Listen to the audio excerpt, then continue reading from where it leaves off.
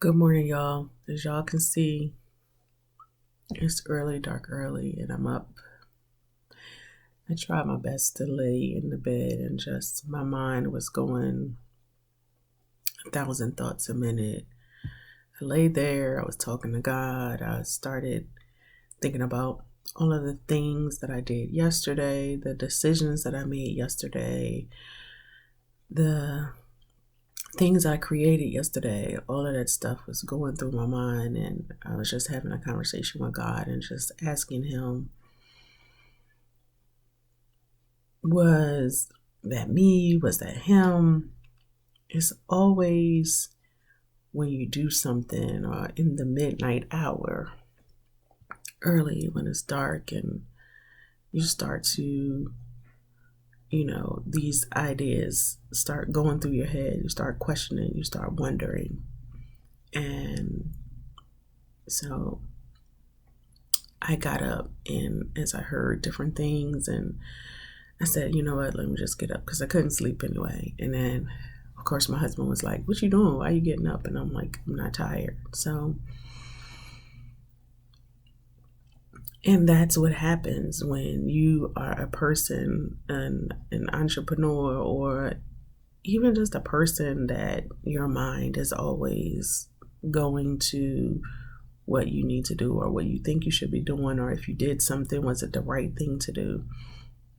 And so I said, God, I know that this journey that I'm on, that you're leading me because I trust you and you told me to trust you. And I keep going back to Malachi 3:10 at the end where it says, put me to the test. And that's what I've been doing over the past couple of days, just relying heavily on that scripture and those specific words. Put me to the test, because those were God's words. Those were His words. And so that's where I am. And so I came downstairs and said, let me just get up. And the things that have been running through my mind, the questions that I'm asking, and the things that I'm considering, then maybe that's Him telling me to get up and to work on those things.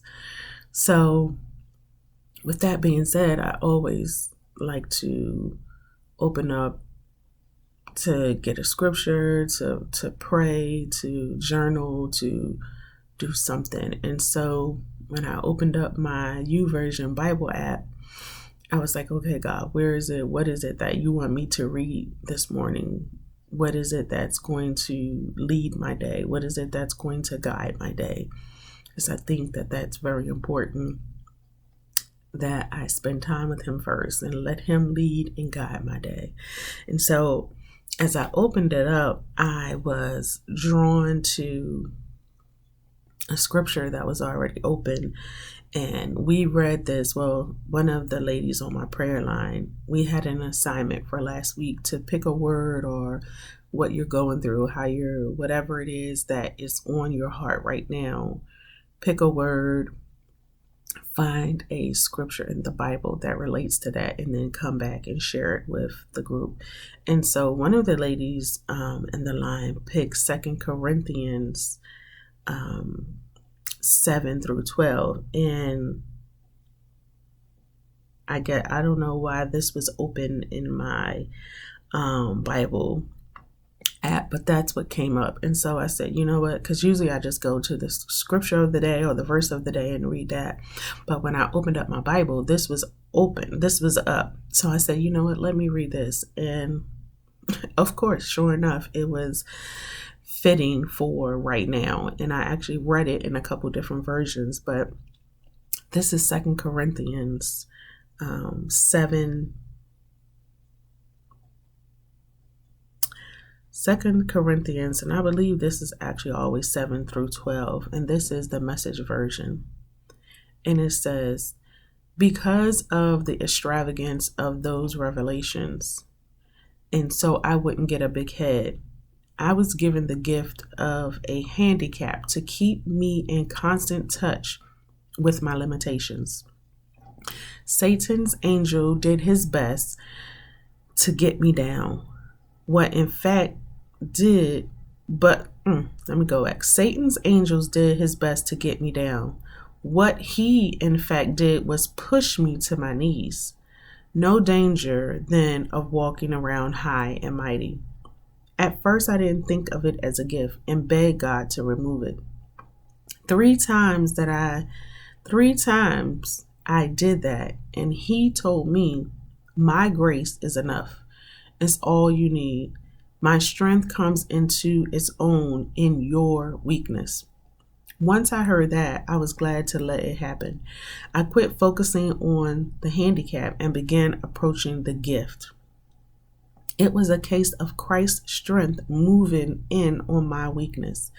Now I take limitations in stride and with good share. These limitations that cut me down to size, accidents, oppositions, bad breaks. I just let Christ take over. And so the weaker I get, the stronger I become.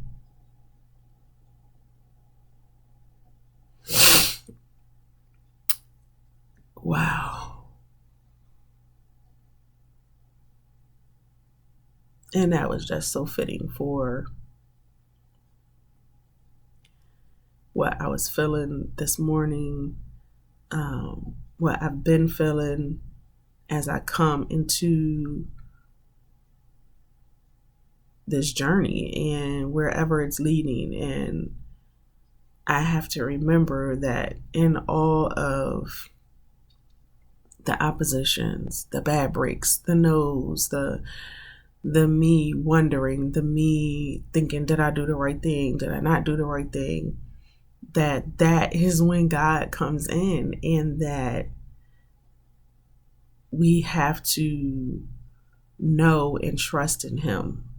And then on the opposite side of that too, we have to step into our boldness. We have to know that he has given us power and that we have power.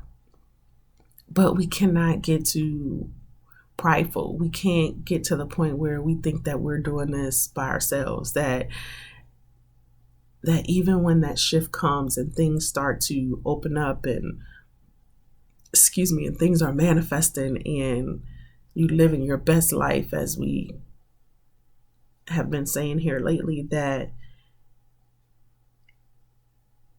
you still have a handicap. You still have a weakness. We all do. I don't care who you are. And if anyone tells you that they don't, I would love to meet them, because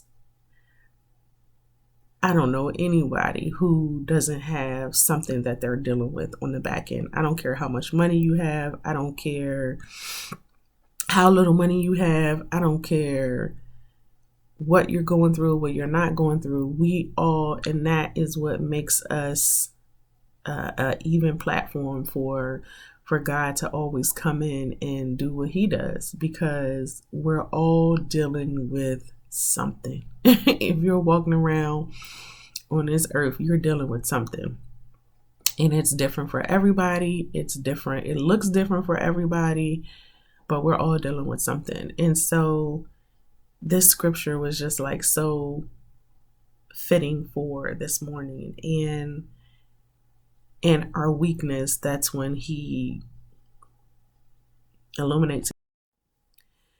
And so there was, and just in this other version, I love in the NLT version, verse 9, it says, each time he said, my grace is all you need. My power works best in weakness. So now I am glad to boast about my weakness so that the power of Christ can work through me. And then 10 says, that's why I take pleasure in my weaknesses, in the insults, the hardships, the persecutions, and troubles that I suffer for Christ. For when I am weak, then I am strong.